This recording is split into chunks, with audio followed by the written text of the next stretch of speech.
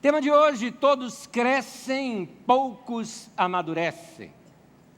Eu acredito que existe, aliás, não é só acredito, algumas questões são de fato científicas, que algumas pessoas já têm uma predisposição genética à depressão, ou ao mau humor, ou à instabilidade emocional. Não estou dizendo que quem sofre de alguns desses males são genéticos. Estou dizendo que existem predisposições genéticas para isso também. E nem é porque você tem predisposição genética para isso que você tem que ser assim. Aliás, é o que eu vou te ensinar, como você encontra a maré da sua vida. Você pode notar que quando você tem uma pessoa assim muito brava, briguenta, tudo mais, você vai encontrar o avô, o tio, o pai, que também é assim. Quando você vê uma pessoa que é muito depressiva, você vai encontrar, às vezes, outras pessoas assim também, na mesma família. Isso mostra algumas predisposições genéticas, porque muito das nossas emoções tem a ver com a nossa formação biológica e química, até mesmo. Muito das nossas emoções é pura reação química. Por isso tem a ver com o que a gente come, tem a ver não só com os fatos da vida. Porque tem dia, por exemplo, que você está tudo ok, mas você está indisposto naquele dia. Se você sofre uma dor, por exemplo, no corpo, você fica indisposto. Se você come mal, você fica indisposto. Come algo estragado, fica indisposto. Um problema intestinal ou gastrointestinal te gera indisposição, te gera mau humor. A tal ponto que os antigos, e os antigos que eu estou me referindo, inclusive os antigos hebreus da Bíblia Sagrada, eles entendiam que a fonte das nossas emoções, para nós ocidentais, é o coração, né? A gente sabe que é simbólico isso, mas a gente usa o coração. Para eles a fonte, e aí não era simbólico, eles achavam que era mesmo dali que vinha, era do ventre. Daqui, eles não têm a separação. O que é fígado, rim, estômago, intestino? Apenas os grandes sábios e estudados que tinham alguma pequena noção dessas partes do corpo humano. A grande população chamava isso tudo o quê? De barriga, de ventre. Por isso que a Bíblia fala que quando alguém tem uma experiência com Deus, é uma experiência de alegria tão forte que ela usa a expressão do seu interior, ou no original está, do seu ventre, fluirão rios de água viva, não é? Mostrando aquele entusiasmo forte que alguém sente, aquela alegria forte de alguém que se encheu com o Espírito Santo, por exemplo, tem uma experiência assim, do seu ventre, do seu interior. Então, eles já relacionavam isso, porque eles percebiam esta relação de, estou sentindo algo aqui, e aquilo mexe com a emoção, com o sentimento, com as relações. Por isso que você tem que ver bem o que você come, perceber, e isso é amadurecimento, você perceber os tipos de comida e as reações que fazem na tua vida. Observa. Eu, por exemplo, se eu como muita carne vermelha, eu pego uma indisposição naquele dia. Se eu como carne branca, eu já não tenho a mesma indisposição. Um dia que eu resolvo comer principalmente mais verdura, legumes e pratos bem coloridos, e faço isso por vários dias, aquilo melhora a minha questão de disposição, de humor e de algumas coisas. E aí? Você sabe, por exemplo, o que o chocolate faz na sua vida? Mulheres, vocês sabem, fala a verdade. Não é? É mágico aquilo. Você está assim, no dia daqui a pouco um chocolatinho e estou legal. Tudo mudou na minha vida. Não é? São reações químicas que mexem com a gente. E na maturidade, a gente começa a perceber quando a questão não é social, não tem a ver com onde eu estou trabalhando, não tem a ver com o culto onde eu fui, não tem a ver com a pessoa que entrou na minha casa, tem a ver que você comeu mal. Você faz uma janta na tua casa, comeu mal aquele dia, na tua própria casa, porque você ia receber uma visita e estava ali querendo receber minha pessoa, ficou tensa e comeu mal. Aí você passa mal depois e fala, foi mal olhado.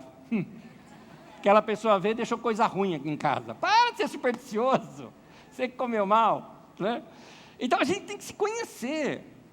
A gente tem que conhecer nossa tendência temperamental, nossos temperamentos, quem nós somos. Tem gente que é mais estourada por natureza. Tem gente que ela é por natureza uma pessoa que gosta de falar, de se expressar. Tem pessoas que é o contrário, ela é trancada por natureza.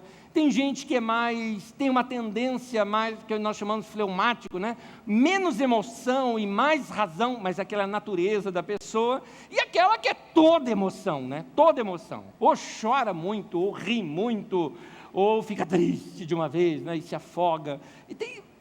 Mas isso é o seu natural, você precisa se conhecer. Para quê? Para buscar equilíbrio naquilo. Equilíbrio. Seja honesto com você. Seja honesto com as suas fraquezas, não tenha medo das suas fraquezas, elas fazem parte de você. Um lado meu que todo mundo conhece é esse, eu sou comunicativo, é meu jeito de ser. Eu gosto de falar, me comunicar, eu me expresso, eu pego, abraço, falo, rio, eu sou claro com o que eu penso, não sou um cara estourado, não sou nervoso, meu jeito é de expressar claramente o que eu penso e acho. Muito bem, todo mundo acha que eu sou só assim. Não. Tem um lado da minha vida que pouca gente conhece, só quem convive comigo conhece um pouco. Um ladinho da minha vida que fica meio escondidinho assim. Tem dia que eu tenho aquela crise de melancolia. Gente, sabe aquela vontade de chorar para qualquer coisa? Um dia desses aconteceu comigo. E eu virei para a Magda, por exemplo, e falei: querida, eu acho que se hoje tocar o hino nacional eu choro. Eu estou emocionado hoje. Eu estou emocionado. Eu me lembro, anos atrás, aconteceu uma coisa comigo, eu fui ao cinema com meu filho mais velho, mas ele era novo ainda naquele tempo, uns 13, 14 anos de idade ele devia ter. E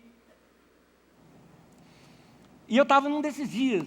Emotivo que eu estava, vamos ao cinema, fomos assistir, nada emotivo, assistir X-Men, né? Então vai ter aventura, tal. Falei, eu preciso de coisas assim hoje. Tá bom. No meio do filme, lá quase no final do filme, morre lá o professor Xavier. Eu fiquei olhando aquela cena, quieto assim, segurando. Daqui a pouco sabe quando você não consegue aguentar e você... Para quê? Meu filho, ele é tão emotivo quanto uma porta, o mais velho. Fleumático ao extremo, racional e lógico, o menino. Imagina, ele assistindo aquilo assim, aí ele escutou, olhou para mim, ainda fez assim, discretamente assim, né? Hã? Pai, você está chorando? Não, filho, que isso? É um momento, passa. A gente tem que saber lidar com essas coisas da vida da gente. Como é que você lida com essas áreas da sua vida? O problema nosso não é ter emoção.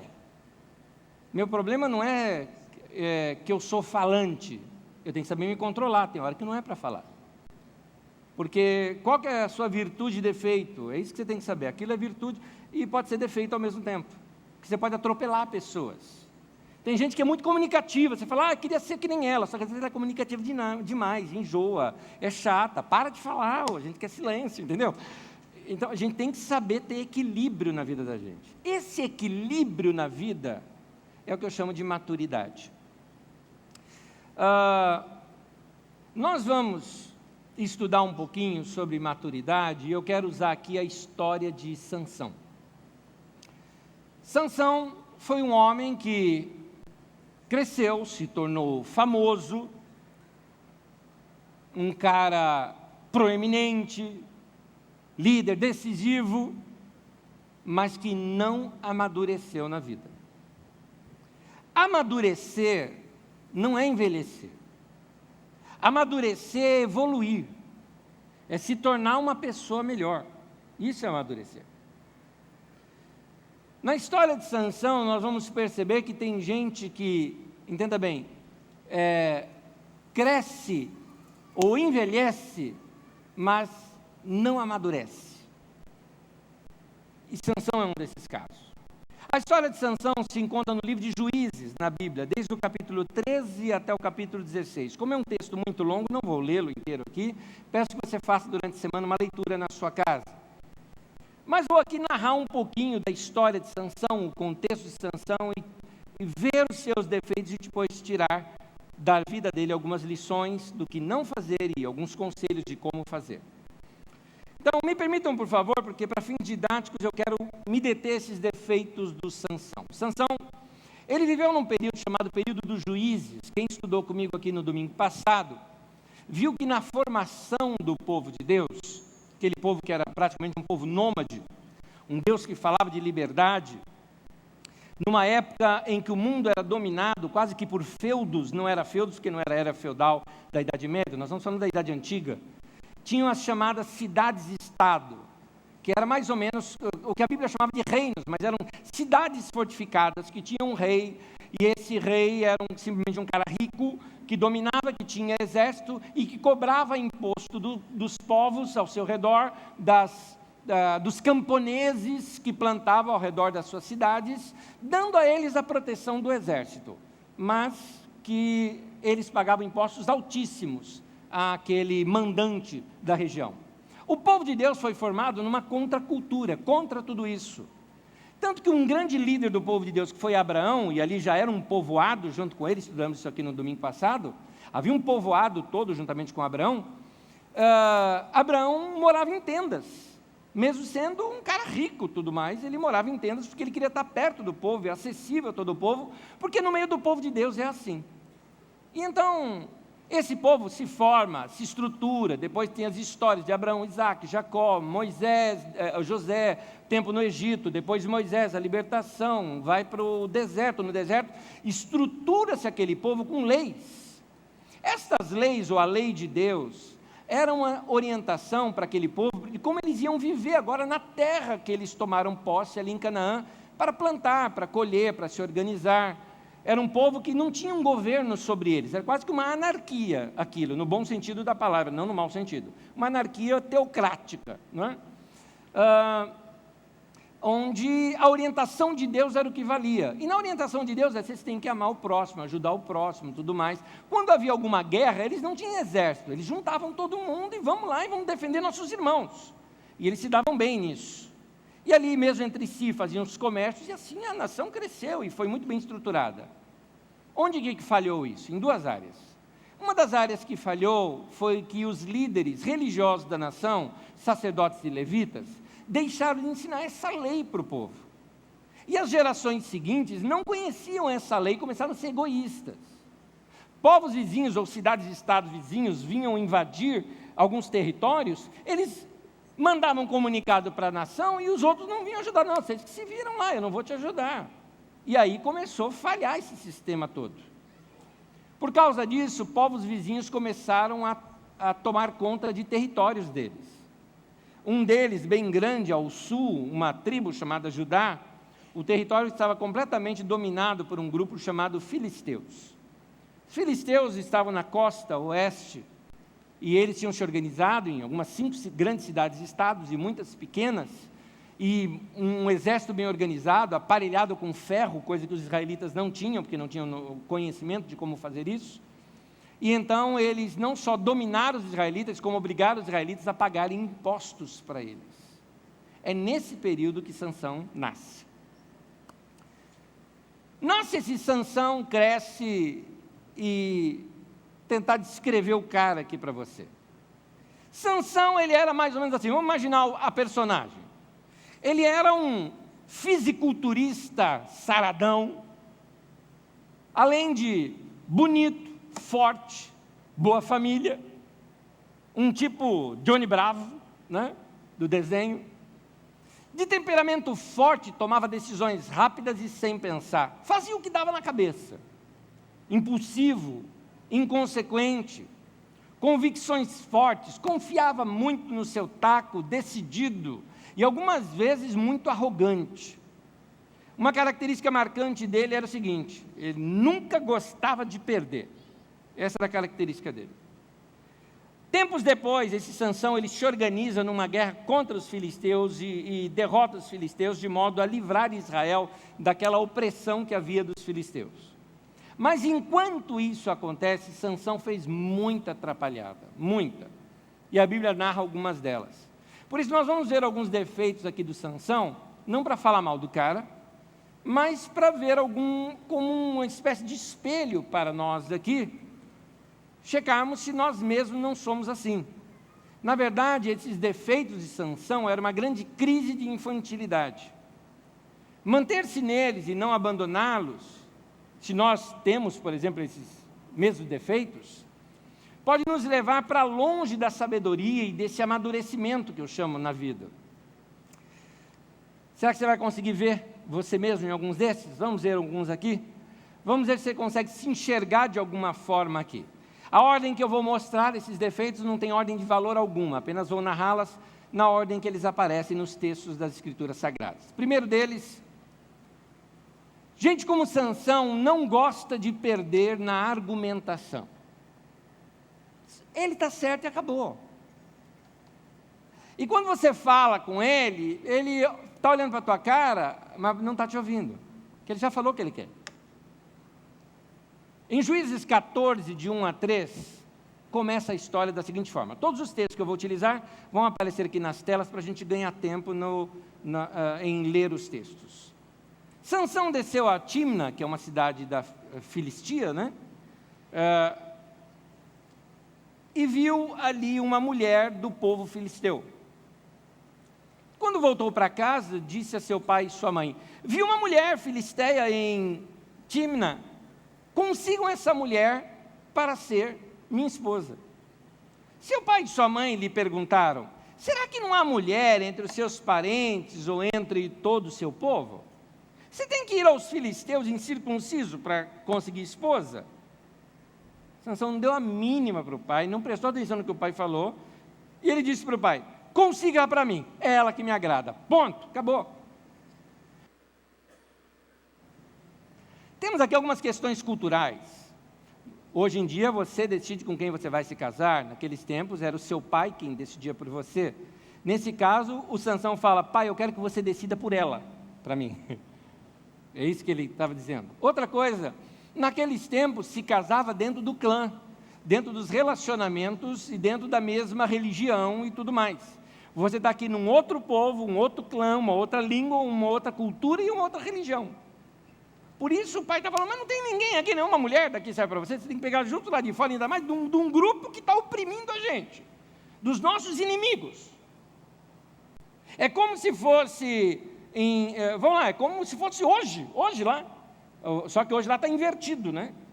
É como se você chegasse, por exemplo, para um jovem palestino dizia o seguinte: não, eu quero uma mulher israelense. Os pais dele falaram: você está doido, a gente está querendo matar esse povo e você está querendo casar com uma de lá? Então, essa crise estava acontecendo naquele momento. Normalmente, gente assim, como Sansão, são bons argumentadores, um excelente advogado pelas suas próprias causas, vontades, pensamentos, tipo de pessoa que não entra numa discussão para perder. Gente assim nunca acha razão no que o outro fala, e eu quero dizer, se você tem essa tendência, algumas coisas, você não percebe muito isso, mas quem convive com você sofre. Aliás, deixa eu ser porta-voz das pessoas que convivem com você. Você é chato. É chato. Difícil falar com alguém que não ouve, que não discute, que não quer chegar em meio termo. Não, tem que ser do meu jeito, mas vamos negociar, não tem negociação. Difícil falar com gente assim. No livro de Jó, tem um momento em que alguém discute com uma outra pessoa, dizendo um monte, vamos dizer assim, dizendo isso para ela. Olha o que diz o texto, Jó capítulo 18, do 2 ao 4. Por que você não para de falar? Fique quieto um pouco e preste atenção, então poderemos conversar. Por que você acha que a nossa opinião não vale nada? Por que só você quer ter a razão como se fôssemos animais? Com a sua raiva, você só está se ferindo. Dá para notar que quem está na reunião está falando: não dá para conversar com você. Você não deixa nem a gente falar. Difícil conviver com gente assim. Gente assim também, como Sansão, são dirigidos por impulso. Faz o que dá na teia, faz o que der vontade. Isso em qualquer área. Não pensa, não para refletir antes de fazer. Em Juízes 14, no versículo 3, usando o texto da Nova Tradução na linguagem de hoje, o texto ele fala assim: essa moça que eu quero, é dela que eu gosto. Ponto, acabou. Não quero discutir. Viu, gostou, já quer levar para casa. E isso pode acontecer com muita gente também que é impulsivo, por exemplo, nas compras. Tem gente que é assim. Tivemos aí a Black Friday, né? E tem gente que é interessante com algumas pessoas. Tem algumas coisas da personalidade masculina e feminina que é interessante, né? Nós falamos isso no encontro de casais, né? O homem, ele economiza guardando, a mulher, ela economiza gastando. Você já percebeu isso, não? Ela chega assim e fala, economizei R$200 hoje. Ele falou, legal, pôs na poupança. Não, eu fui comprar um negócio, era 500, estava por 300. Agora, eu cometi uma coisa aqui na Carisma, gente, assim, foi sem pensar. Sexta-feira passada, plena Black Friday, eu fiz um encontro dos homens aqui. Agora eu entendi por que as mulheres apoiaram tanto o encontro, curtiram no Facebook, mandaram para os maridos, falaram para o marido vir para a reunião. E aquela coisa, não querido, vai, eu levo você, te deixo lá, vou dar um passeiozinho no shopping e volto. Pois é, desculpa, cara, eu não pensei nessa. Mas tem gente que é impulsiva para comprar, e é aquela coisa, compro primeiro, depois eu vou ver como é que eu pago. Tem gente que é assim no namoro, viu a pessoa, dá um beijo, fica e tá essa aqui que eu vou namorar. E aí? Nem conhece ainda, não se relacionou, não conheceu, assumiu compromisso, se envolveu com família. E aqui o caso é casamento mesmo. Tem gente que se precipita em se casar. Eu já tive conversando com gente que chega dizendo, então, nós vamos nos casar. Eu conhecendo, sabe quando você quer assim? Você não acha que é legal esperar mais um pouquinho, né? Assim, né? Conhecer um pouquinho mais, né? Como dizia minha avó, saber onde você está amarrando seu burrinho, né? Dar um tempo mais de relacionamento, porque às vezes nessa precipitação você se enrosca na vida. E isso aconteceu muito com Sansão. Um deles foi esse caso desse casamento de Sansão. Gente como Sansão é precipitado e inconsequente. Do tipo que primeiro faz algo e depois vai ver o que vai dar. Isso aconteceu, tem um texto um pouco longo, eu vou citá-lo apenas aqui para vocês, não vou ler porque ele é longo, de Juízes 14, de 10 a 20, que conta a seguinte história, a história desse tal casamento que ele arrumou. Primeiro que ele arruma um casamento com uma mulher de cultura totalmente diferente da dele, mas vão lá, organiza-se o casamento. Casamentos naqueles dias, eles eram realizados assim, era uma festa que os pais davam para mais ou menos 7 dias de festa, era coisa longa. O povo come, bebe bastante e tal, e é assim que eram as festas de casamento. O pai da noiva tinha lá 30 convidados, homens, rapazes, solteiros, que foram lá para fazer companhia com Sansão, e eles têm brincadeiras que fazem juntos, tal, e estavam lá junto com Sansão. O Sansão, querendo dar uma de bonzão para cima dos caras, dá para notar isso, conhecendo Sansão pelo texto, você percebe que ele estava esnobando os caras. Em outras palavras, o Sansão estava assim em cima dos caras, fazendo mais ou menos assim, e aí? Saí lá da terra inimiga, vim aqui na sua cidade, peguei a mina mais bonita e estou casando com ela, baba. Seria mais ou menos isso para os caras. Inclusive, vocês são tão babaca, que eu vou propor um enigma para vocês, que eu duvido que vocês respondam. Os caras estão provocados. E aí, manda ver. Qual é a aposta? A aposta vai ser uma roupa cara. A Bíblia usa termos que são característicos da época, roupas festivais, coisas assim. Vamos falar do nosso dia, seria assim uma roupa de grife, uma coisa de marca, um objeto de uso caro, seria isso. E se vocês acertarem, vocês são em 30, eu dou um para cada um. Se vocês errarem, cada um vai me dar um. Tá bom, fechou. Ele propôs o enigma e os caras não entenderam, não acharam resposta. O que Sansão não sabia era que os caras lá eram, sabe assim, nós lá, Zona Leste, tá? Vai Corinthians. E os caras chegaram e enquadraram a mulher dele. Chegaram lá e, mina, tá ligado, é o seguinte, nós era lá do Corinthians, entendeu? E se você não falar aí pra gente o que é que o Sansão fez aí o enigma pra gente, qual é a resposta do enigma, nós vamos apagar você, seu pai, tua família toda. Apavorou a menina. Aí a menina faz o quê? Sansão me conta. E o Sansão não contou o que ela fez. Abria a boca, chorava e chorava. Imagina a noite de núpcias deles.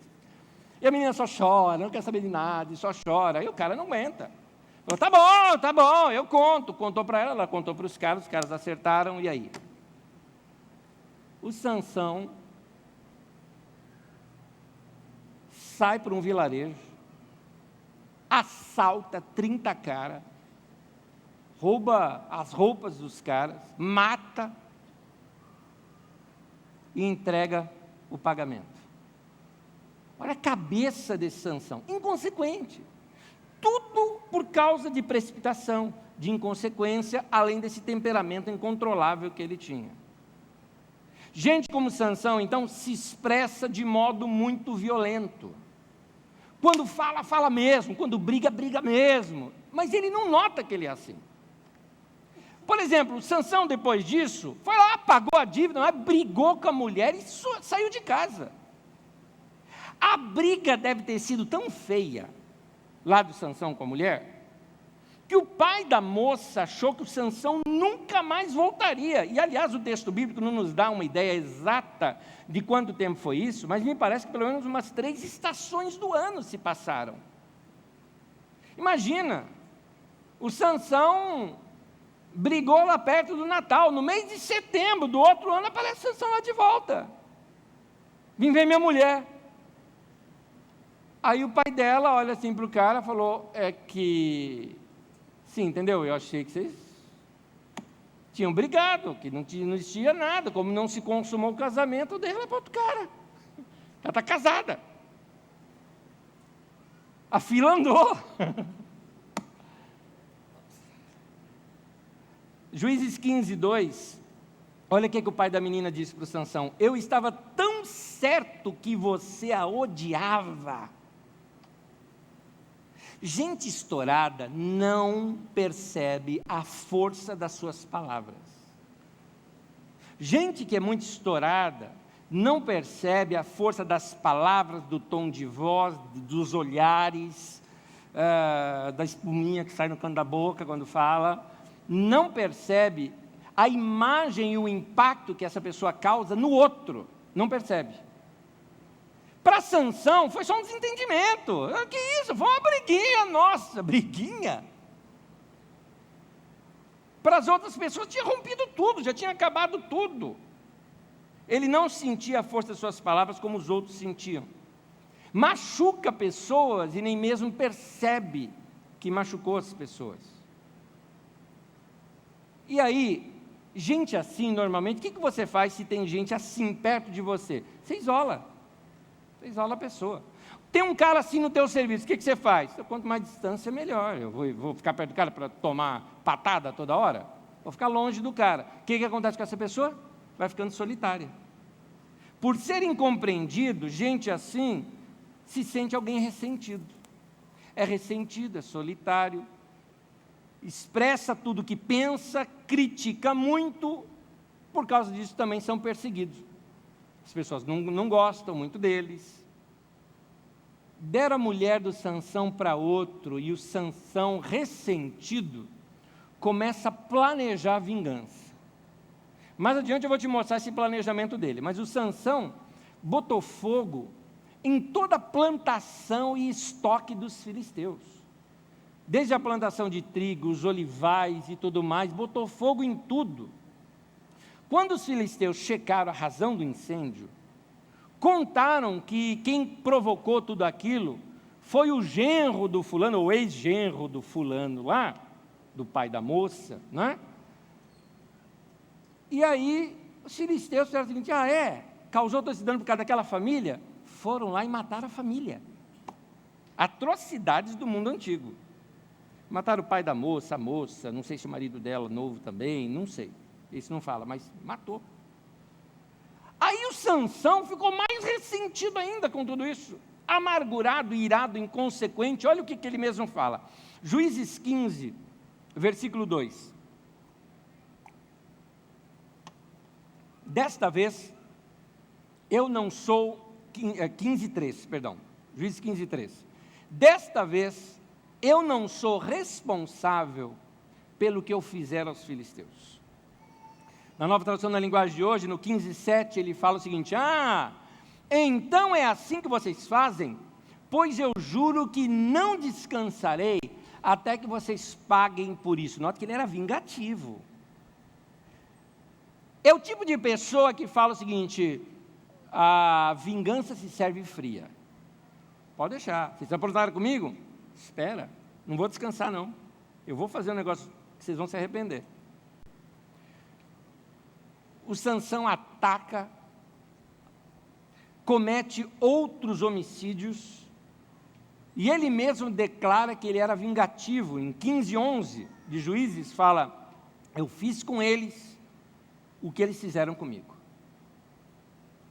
Nesse tempo todo ele ficou maquinando, porque gente assim perde o seu tempo maquinando coisas. Quando você tem uma amargura no coração, uma raiva contida, você fica lá pensando naquela pessoa, né, aquele desgraçado, fica fazendo bonequinho de voodoo, né, indivíduo.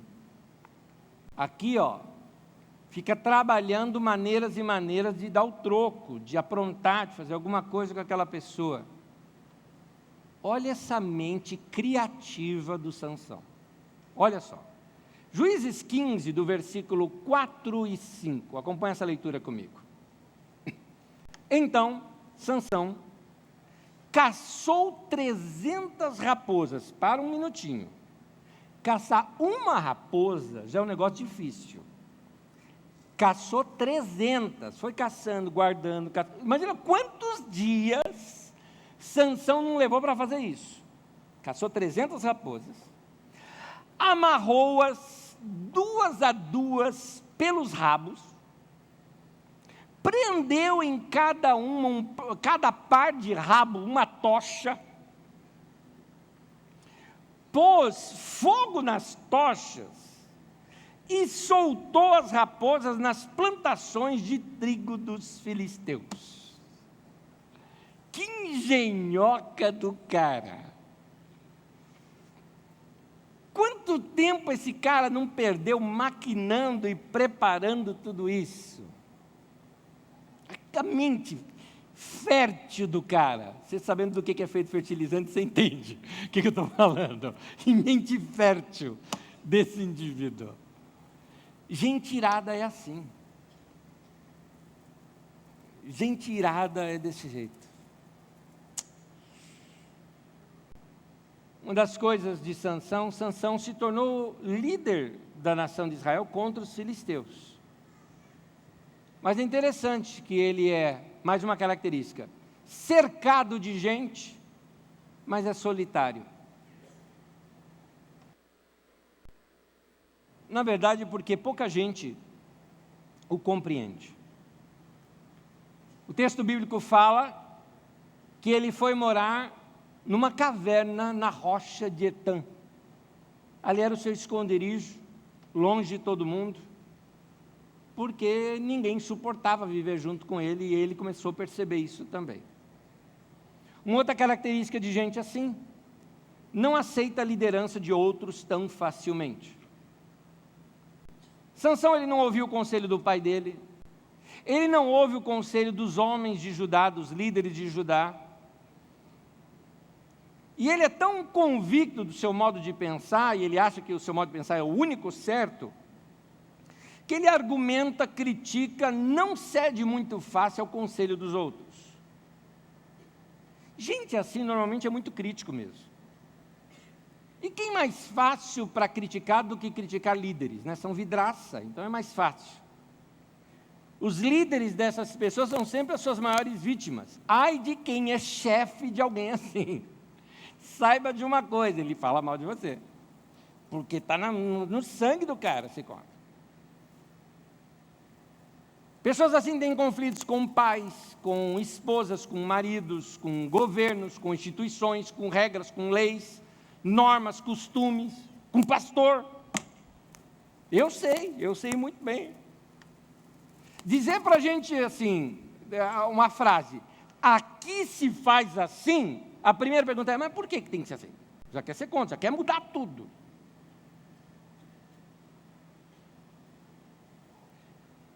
O que faltava em Sansão era a maturidade.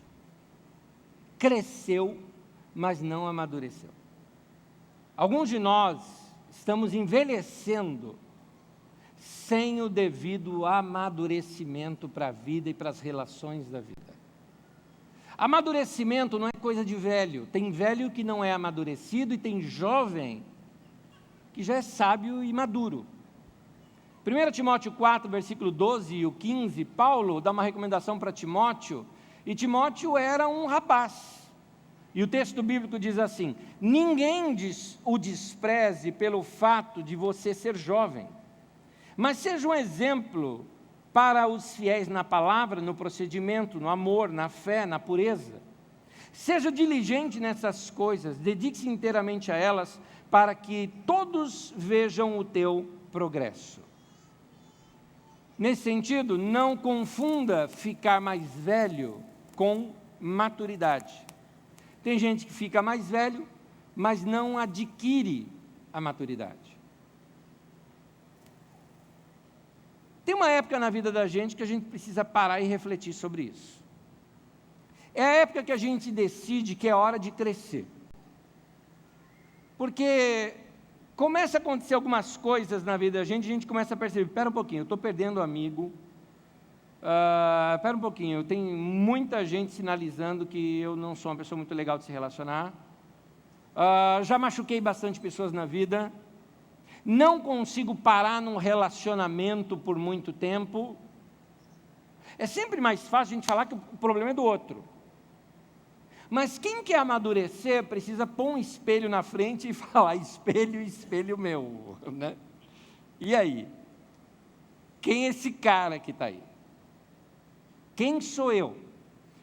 Se você se viu em algumas dessas situações, eu tenho 3 conselhos aqui para dar, que podem te ajudar muito nos seus relacionamentos. Primeiro deles, amadureça desenvolvendo a paciência. Está aqui uma virtude de gente madura. Crianças são impacientes. Você sabe disso? Quem é pai, mãe, sabe disso. Crianças são impacientes. Paciência é coisa de gente madura. Não falei de gente mais velha, porque tem gente que envelheceu e não amadureceu, como eu já te disse. Eu acredito que você que é cristão nunca feriu uma outra pessoa por maldade. Porque eu acredito que você tem um coração novo, um coração bom, e você não deve ter ferido alguém por maldade. Aliás, eu até acredito que algumas vezes você nem percebe o quanto você fere as pessoas com o seu jeito, com suas palavras. Então aqui vai uma dica que tem a ver com paciência. Aprenda a ouvir a você mesmo com os ouvidos daquela outra pessoa. Pense antes de falar em como aquilo vai soar aos ouvidos da outra pessoa. Quando eu preparo um estudo, por exemplo, eu faço revisões em torno de 12, 13, 14, 15 vezes de revisão de textos e frases aqui, pensando como que uma pessoa, ao ouvir aquela frase, pode entender e interpretar o texto que eu estou falando. Porque nós brasileiros somos muito ruins, nós lemos pouco e por causa disso nós somos muito ruins de redação e interpretação de texto. Pode ver que é o que mais pega em vestibular, é isso. Redação e interpretação de texto, a maioria dos brasileiros não são bons nisso. Prova disso, algumas confusões que às vezes acontecem em rede social. Você pode notar isso. Aliás, aconteceu esses dias, comigo, esses dias. Normalmente eu penso muito para preparar um título da mensagem que tem a ver com a mensagem. E domingo passado eu tive essa dificuldade, eu não consegui preparar um tema, já estava a mensagem preparada, revisões feitas, eu falei, mas que título que eu vou botar nessa mensagem? Como eu ia falar sobre ostentação, e para a gente ser pessoa simples, era como uma pessoa deve se comportar, como é uma regra bíblica para quem é rico, para quem cresceu na vida, de você não ser narizinho empinado, você está numa posição melhor, parar de ser fresco na vida, não é? É uma orientação bíblica sobre esta área. Eu lembrei do funk ostentação. Aí eu fiz uma brincadeira no título, quando eu coloquei assim, o funk gospel da ostentação. Querendo mostrar que até mesmo no meio da igreja brasileira hoje, devido àquela tal doutrina da prosperidade, fica falando para as pessoas se endividarem, você tem que se vestir como filho do rei. Ei, meu irmão, que carro velho, hein? Está na hora de ter um carro novo, tem que ter mais fé, tal. Tá bom, fé, mas fica endividado e pagando lá para o banco juro. Que isso? Não é? É capitalismo isso, não tem nada a ver com Bíblia. Não é? Mal usado, inclusive. Então, eu estava traçando uma orientação para essa área, e por isso eu usei essa expressão, né? O funk gospel da ostentação, e tem todo um comentário depois, que é o resumo da mensagem. Algumas pessoas só leram isto, e alguns já falaram, olha, não quero mais que meus filhos vão naquela igreja, porque estão tocando funk gospel lá agora. Outro, meu Deus do céu, isso não... Será que eles acharam que eu ia cantar funk aqui? Eu fiquei me imaginando, imagina aí, minha mente é criativa, gente, a mente é super criativa. Quando eu li isso, eu ri, eu falei, será que ele está achando que eu vou chegar assim, ele vai chegar e eu vou estar aqui de peitão aberto, correntona de ouro, e aí, bro, né? Que isso? Ia ter um batidão aqui na Carisma. Erros de interpretação de texto, que nem leu, na verdade, né? Nem leu. Eu nem apaguei aqueles comentários, deixei lá a pessoa passar vergonha mesmo. Então, como nós somos dessa maneira, nós não prestamos muita atenção, nós também não prestamos muita atenção no que nós falamos. E as pessoas, às vezes, interpretam mal também o que nós falamos. Por isso, que tal você parar um pouco para pensar em como vai soar aquilo que você vai dizer para a pessoa? Como que vai soar aquela frase que você quer contar para a pessoa? Aquela correção que você quer fazer com a pessoa? Como vai soar aquilo aos ouvidos da pessoa? Aí você me diz o seguinte, então quer dizer que eu não posso falar na hora o que eu penso? Que eu vou ter que, antes de falar na hora, eu vou ter que parar, esperar, checar, medir. Isso mesmo, acertou. É isso mesmo que eu estou aconselhando. Isso chama-se domínio próprio e paciência. Gente madura sabe muito bem que determinadas horas, numa discussão, deixa o outro falar, espera o negócio acalmar, depois te fala, posso voltar naquele assunto com você? Aí, bem pensado, bem articulado, você conversa com a pessoa entende que está tudo resolvido. Mas você, sangue quente, tem que bater, levou, tem que devolver na hora, se estrepa na vida e causa problemas piores ainda. Aí você fala, esse é o único jeito de eu ter paciência? Então vou ter que ficar agora calado, não posso falar o que eu penso. Não, tem um segundo, graças a Deus, tem um segundo caminho, tem um plano B. Se você não quer esse é o plano A. O plano A é domínio próprio, você se dominar e tudo mais. Não quer aprender paciência dessa maneira? Tem uma segunda maneira? Tem, mas não sei se você vai querer. A Bíblia tem 2 textos que mostram coisas que produzem paciência em nós. Já que você não quer, é aquela história, né? Tem gente que quer emagrecer. Tem uma maneira, faça exercício e contenha a sua comida. Tem outra maneira? Tem, toma um monte de remédio, fica doido, zureta, você vai emagrecer. Qual dos dois você quer? Então tem aqui, uma das maneiras, se controle, aprenda a falar, seja comedido nas suas palavras. E a outra maneira, não sei se você vai gostar, mas tem na Bíblia. Põe os textos aí para mim. Romanos 5,3 diz assim, sabendo que a tribulação produz a paciência. E em Tiago fala, sabendo que a prova da vossa fé produz a paciência. Você quer tribulação e prova na tua vida? Vai produzir paciência. É isso que você quer? Em outras palavras, o que Deus está dizendo? Se você, meu querido, não quer aprender paciência, se contendo, medindo suas palavras, isso é um treino, você treina com domínio próprio a ser paciente. Se não quer aprender dessa maneira, tem outra. Vou mandar um monte de problema na tua vida, aí você vai aprender a ser paciente. É isso que você quer? Eu acho que não. Então segue aqui a minha dica, é mais tranquilo o que eu te ensinei. Segunda forma de você crescer. Amadureça desenvolvendo a tolerância. Nem sempre tudo tem que ser do seu jeito. Gente, pessoas são diferentes. Vou dar uma dica para você. Seja simpático e faça também a vontade das outras pessoas. Cuidado se você é o tipo de pessoa que manipula todo mundo ao teu redor para fazer a tua vontade, do teu jeito, da sua maneira. Cuidado, isso é chato, isso não é legal. Isso chama-se controle. Isso não faz bem nem para você, nem para os outros. Respeite a vontade dos outros. Você está em equipe, conversa com todo mundo. Em casa, bate um papo com todo mundo. Seja simpático e faça a vontade deles também. Tem gente com cultura diferente de você, que convive com você no trabalho. Para de impor a sua como sendo a certa. Aceite as pessoas como elas são, sem tentar mudar as pessoas, querendo que elas adaptem ao seu jeito de ser, principalmente dentro da tua casa. 1 Coríntios 1,30, na tradução de Almeida, diz assim: e é por meio de Cristo que somos aceitos por Deus. Nos tornamos o povo de Deus e somos salvos. Deus te aceitou do jeito que você é. Em outras palavras, você não precisa mudar nada na tua vida para Deus te amar. Deus já te ama do jeito que você é. O que Ele está pedindo para você é que você ame as pessoas também do jeito que elas são. E essa é uma palavra principalmente para você que é casado, que eu estou me referindo agora, que é o seu cônjuge. Aliás, quantos são casados? Vamos lá, casados, levante a mão. Quantos casados? Muito bem, vocês, casados.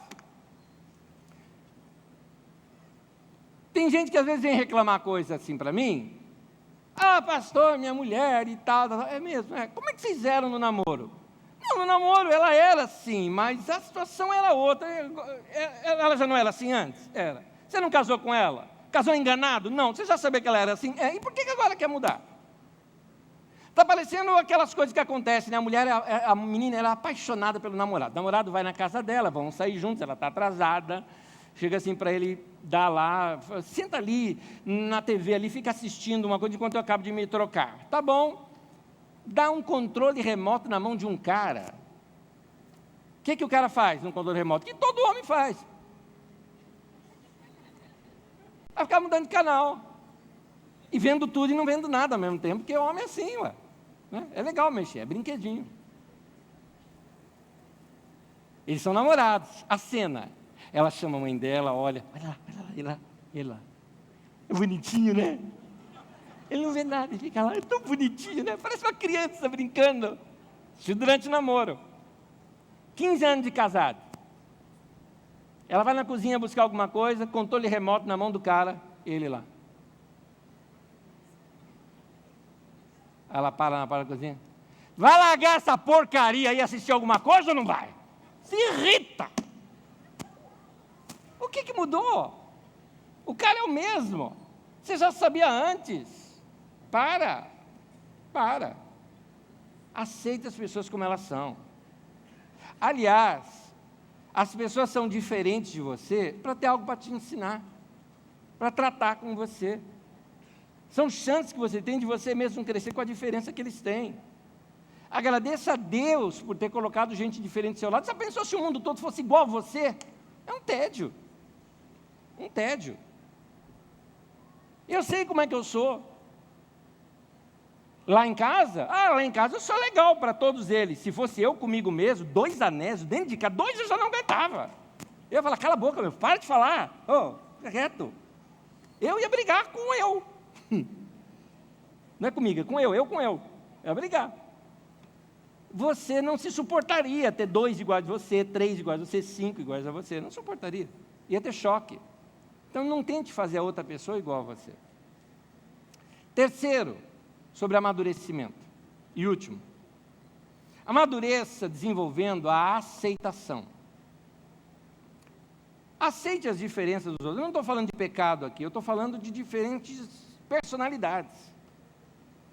Você vê isso lá nos discípulos de Jesus, por exemplo. Gente, só Jesus mesmo para fazer um negócio daquele.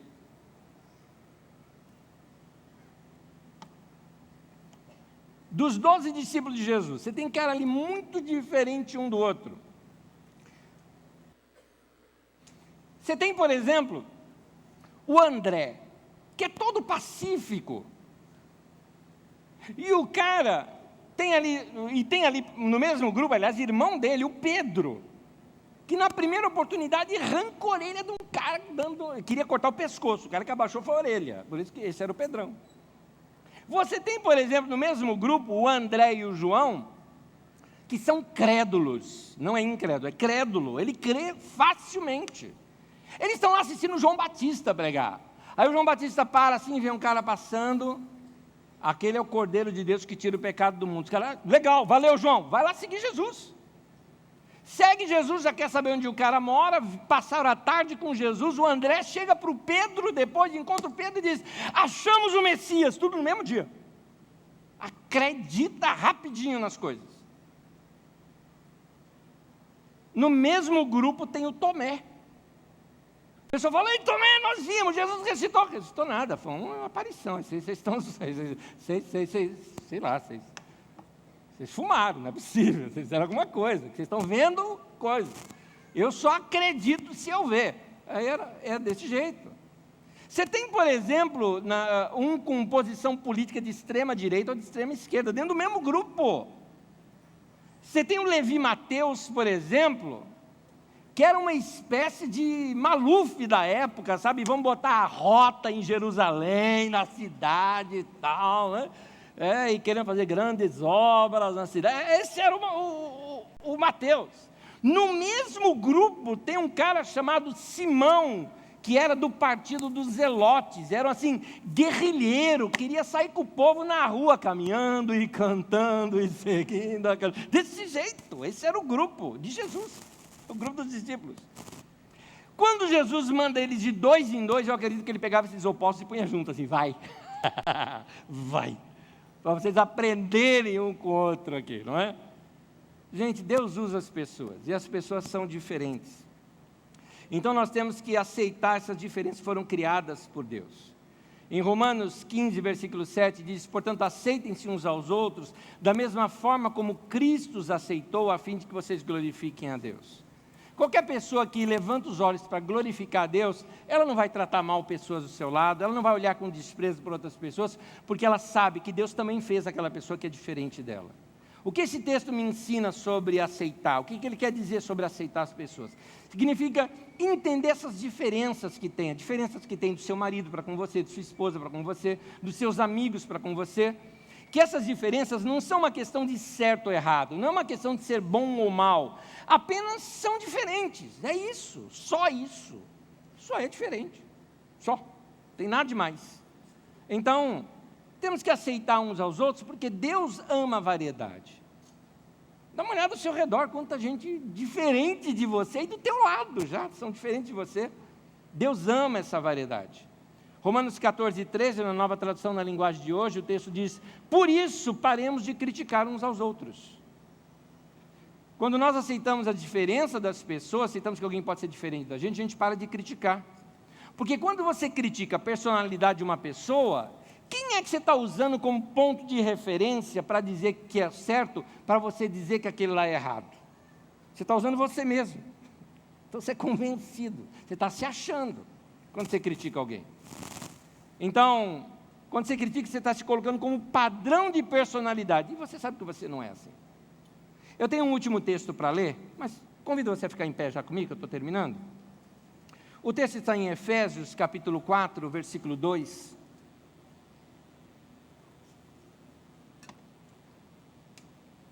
O texto diz assim, mostrem o seu amor suportando uns aos outros.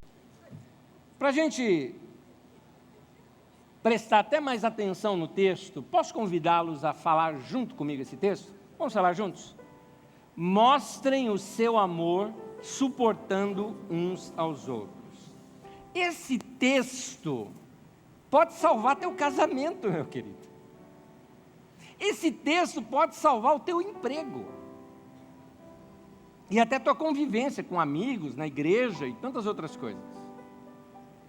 Quando você chega nesse estágio de crescimento, de maturidade, que eu prefiro usar esse termo, você passa a entender melhor as pessoas e aceitar as pessoas como elas são.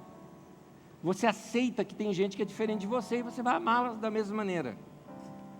Que bom que Deus nos fez diferentes e que a gente não é igual a todo mundo. Não existe um mundo só de gente iguais a gente, não é? Importante ter essa diversidade toda. Então vamos amar Vamos aceitar mais as pessoas. Vamos ser mais pacientes, que aprendemos aqui hoje. E vamos ser também mais tolerantes. É isto que é maturidade. Vamos crescer nesse sentido. Vamos ser maduros nesse sentido. Uma atitude assim, de gente que sabe se relacionar melhor com as outras pessoas, vai poder ajudar você a evitar muito problema na sua vida. Acredite nisso que eu estou te falando. Nesse momento, eu queria terminar aqui orando com vocês, especificamente por esses relacionamentos, os mesmos que nós oramos lá no começo. Fecha seus olhos um pouco, só para eu te dar algumas coisas para você meditar, e então nós vamos orar juntos. Como andam seus relacionamentos? Como será que as pessoas ao teu redor te veem? Você é chato? Você é briguento? É difícil conviver com você? Quem convive com você sofre muito? Apanha muito de você? Se machuca muito com suas palavras? Se você disse sim para qualquer uma dessas, eu te convido nesse momento para se arrepender, mudar tua mente, mudar sua maneira de pensar, uma decisão de mudança na tua vida. Fala, olha, chegou a hora de crescer, eu vou mudar hoje, não vou começar a mudar, vou mudar hoje. É uma decisão minha ser mais gentil, é uma decisão minha ser mais paciente com as pessoas, ser mais tolerante e aceitar as pessoas melhor. Vamos orar agora? Eu quero orar com vocês. Amado Pai, eu peço pelos meus irmãos, cada um deles, que eles possam sair daqui hoje com uma nova experiência de relacionamento. Que eles possam ser pessoas melhores nos seus relacionamentos dentro de casa, com seus amigos, nos romances, nas experiências de vida, no trabalho. Que cada uma dessas pessoas possa ser uma pessoa muito mais agradável de se conviver. Mexe com a nossa vida, ó Deus. Que a Tua palavra hoje nos dê a força que nós precisamos para mudar. Que a boa mão do Senhor esteja sobre minha vida e sobre a vida dos meus irmãos. Que o Senhor nos dê graça para sairmos daqui hoje já pessoas melhores, decididas a sermos abençoadoras e mais simpáticas com as outras pessoas ao nosso redor. Nós te pedimos isso, Senhor, em nome de Jesus. Amém, amém, amém. Meu irmão, espero que Deus tenha abençoado a tua vida, que você tenha experimentado algo bom aqui hoje, que você tenha aprendido a palavra de Deus, crescido na sua fé e saia daqui hoje melhor também nos seus relacionamentos. Que Deus abençoe você, que Deus abençoe sua casa. Vocês que têm um relacionamento, seja conjugal ou de namoro, melhorem nesses relacionamentos. Que você melhore nos seus relacionamentos de amizade, relacionamento com seus filhos, com seus pais. Vocês saiam daqui hoje pessoas melhores e mais cheias da vida de Deus. É o meu desejo para vocês. Boa semana para vocês. Deus abençoe a tua vida em nome de Jesus. Paz para vocês. Até domingo que vem. Deus abençoe.